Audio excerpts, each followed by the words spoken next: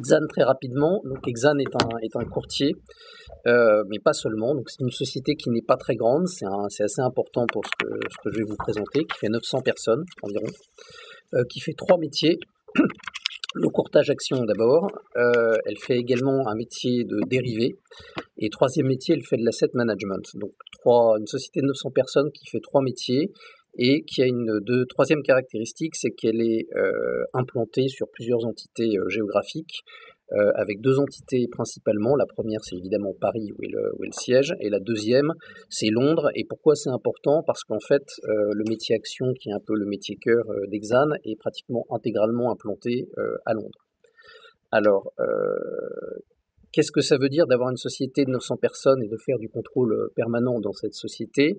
Ça veut dire qu'en fait, entre la direction générale et finalement l'opérateur qui va être, on va dire, la source du risque opérationnel, en réalité, il y a très peu d'étages de hiérarchie, et que finalement, on se retrouve très très vite avec des données très très opérationnelles, et à en discuter avec la direction générale. Donc on est un peu dans une forme de contrôle permanent atypique, notamment je pense aux grands groupes bancaires où il y a une forte agrégation de la donnée, où là, et c'est un point central de notre expérience, en réalité la donnée, même au niveau de la direction générale, est relativement détaillée, aussi bien en termes de nombre de données qui est reporté qu'en termes de seuil, puisqu'on parlait tout à l'heure des seuils, de seuil financier de perte qui est toléré par la direction générale.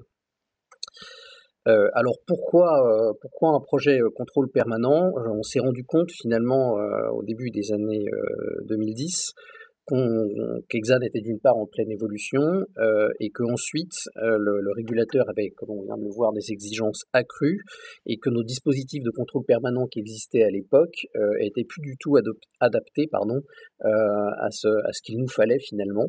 Et donc on a considérablement renforcé le pôle du contrôle permanent, et on a un peu, j'ai envie de dire, fait feuille blanche, enfin on est parti d'une feuille blanche, on a pratiquement enlevé tout ce qui existait avant pour refaire quelque chose, et pour refaire un système qui est adapté à ce qu'on veut. Donc c'est de ce système dont je vais vous parler, et des sujets qui se sont concrètement posés à nous quand on a refait donc ce contrôle permanent. Donc on a commencé tout à l'heure par les sujets de granularité et de seuil. Donc c'est ce que je disais, granularité et seuil a priori. On est allé voir d'autres personnes, c'était plutôt une notion où l'idée dominante c'était qu'il fallait de la synthèse, et il fallait des seuils relativement élevés. Et en fait, nous, on est parti un peu à l'opposé, donc pour la raison que je vous expliquais, qu'il y a une distance très faible entre la direction générale et les opérateurs, et que la taille d'Exane et la multiplicité de ses activités fait que par nature, on est quasiment obligé d'avoir une granularité forte. Et si je prends un exemple, je prends par exemple le métier dérivé, c'est typiquement un métier où on a entre 10 et 20 équipes de 3 ou 4 personnes qui font chacune des activités différentes et qui génèrent des risques différents. Donc en fait, l'idée de faire de la synthèse, effectivement c'est indispensable, mais on est quand même, pour traduire la multiplicité du risque, on est quand même obligé par construction d'avoir une très forte granularité, et donc concrètement en termes de cartographie des risques et en termes de contrôle clé, enfin de contrôle qui garantissent que ça se passe bien, finalement on est arrivé à des chiffres plus importants que ce qu'on croyait, donc à peu près une centaine de cartographies, et donc qui retracent en fait des départements avec leurs risques propres, et environ 500 ou 600 contrôles, donc ce qui est assez énorme puisque ça fait pratiquement un contrôle par membre d'Exane. Ce qui est bon, voilà. En termes de seuil également, c'est un peu la même chose. Finalement, on a une tolérance au risque qui est faible, puisqu'en fait, on informe la direction générale d'erreurs d'exécution dès qu'on passe un montant de 5 000 €. Donc 5 000 €, c'est rien. Ça fait qu'on a beaucoup d'erreurs d'exécution, mais ça nous donne une assez bonne idée du montant de la perte par rapport au chiffre d'affaires et par rapport à la rentabilité du métier. Comme on arrive à faire cette synthèse face à la direction générale, parce qu'on est quand même en forte granularité, en fait, on est axé sur la logique de où est-ce qu'on veut aller, c'est quoi les grands développements que souhaite la direction générale. En fait, la question à laquelle on répond face à la direction générale, c'est si vous voulez développer cette activité et si vous voulez qu'elle ait tant de croissance, ça veut dire que quelque part, votre chaîne système, ça veut dire que vos processus qui sont en dessous, en tout cas qui vont être impactés par ce plan, est-ce qu'ils sont robustes ou pas? De notre point de vue, vu les résultats des contrôles, vu les incidents opérationnels, si on anticipe une hausse de la volumétrie de temps, qu'est-ce qui va se passer? Est-ce qu'on est confortable ou est-ce qu'on n'est pas confortable à aller là et où sont nos principaux risques? Donc en fait, on a un peu une restitution au-delà des événements qui se produisent au mois le mois, axée sur quelles sont les problématiques de la direction générale pour leur faire prendre conscience, quand on a les données, qu'on peut le faire, de où sont les points de faiblesse et à quoi il faut remédier pour aller de l'avant. Donc, granularité, c'est ce dont je vous ai parlé. Ensuite, le deuxième sujet qui nous est apparu, c'est chiffré, pas chiffré.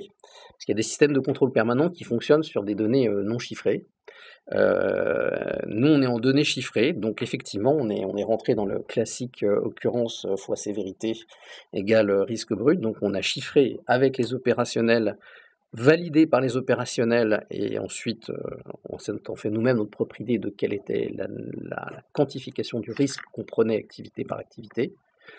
Mais quand on remonte les incidents, on ne remonte pas que les pertes. On remonte surtout, et ce qui est le plus intéressant, c'est les incidents qui n'ont pas généré de pertes, mais surtout ce que tu appelais les signaux faibles, c'est-à-dire les incidents qui, si aujourd'hui ne sont pas graves, demain peuvent générer des incidents pour le coup très graves. Un exemple type, on a mis en place une plateforme d'exécution électronique aux actions, donc qui est en cours de rodage.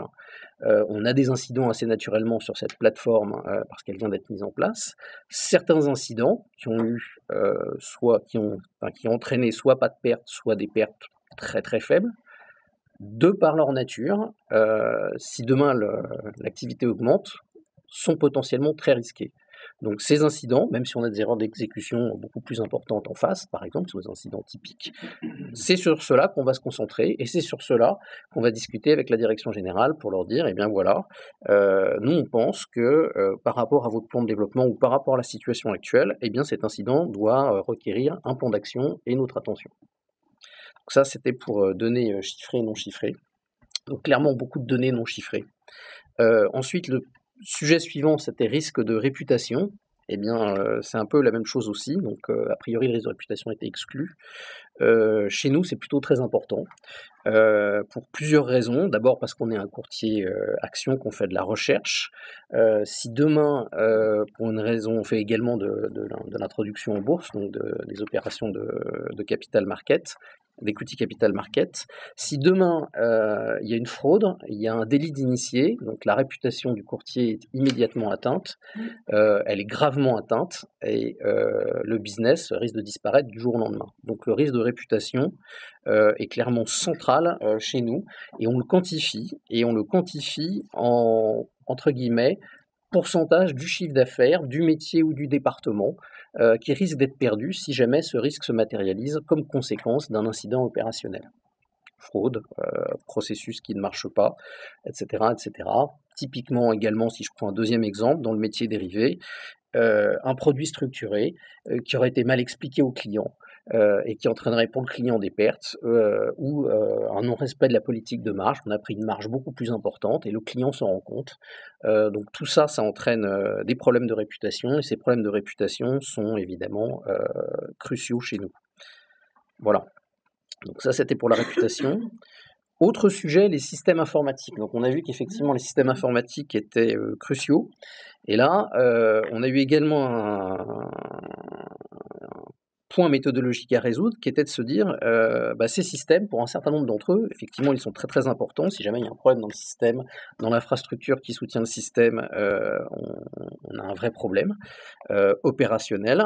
Et le sujet, c'est que ces systèmes, pour beaucoup, ils sont transverses. Et comme je disais avant qu'on avait une forte granularité, ça voulait dire que dans nos cartographies, pour tous les départements qui utilisaient un système commun, il fallait répéter inlassablement les mêmes types de risques et donc accroître un peu déraisonnablement, j'ai envie de dire, la volumétrie de données et de cartographie qu'on avait sans véritablement d'intérêt. Donc on a choisi en fait de faire des cartographies des grands systèmes qui portent elles-mêmes leurs propres risques, donc indépendamment du non-respect d'une procédure, indépendamment d'une infraction réglementaire, indépendamment d'un risque de fraude, etc. Donc on a des cartographies sur nos principaux systèmes, et donc on est en mesure finalement de consolider les risques opérationnels générés par le métier ou la fonction de lui-même, indépendamment de l'utilisation de son système, et d'y ajouter les dysfonctionnements liés à ces systèmes, indépendamment de ce que peut faire l'opérateur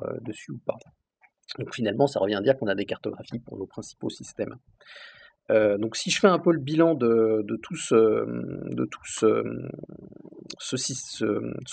projet, finalement aujourd'hui on est assez mature là-dessus.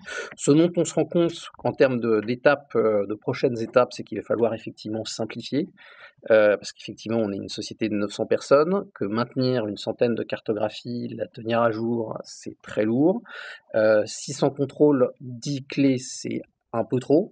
On pense qu'on en aurait plutôt entre 150 et 200, donc on va bientôt rentrer dans une logique de simplification maintenant qu'on a du recul par rapport à ce que l'on fait.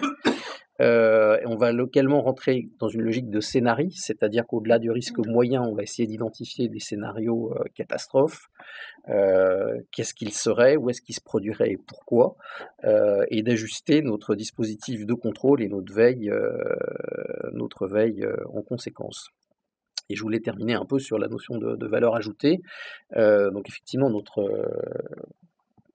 client, j'ai envie de dire principal, c'est quand même le régulateur, puisque si jamais le régulateur vient chez nous, il s'attend à avoir un système de contrôle permanent qui correspond à ce qu'il attend, qui fonctionne, qui est auditable, et qui est conforme finalement à ses exigences. Et finalement, notre deuxième axe, c'est d'être la valeur ajoutée pour les métiers et les fonctions dans un dialogue, et pour la direction générale, dans un dialogue où on leur met en évidence leurs risques, et où on anticipe, c'était le deuxième point, effectivement, les risques futurs.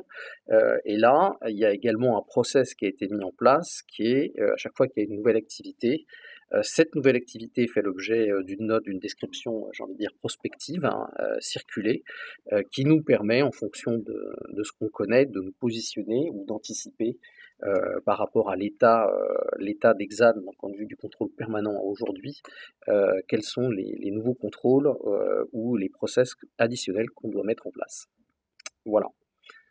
Et je vais finir donc pour faire un peu la transition.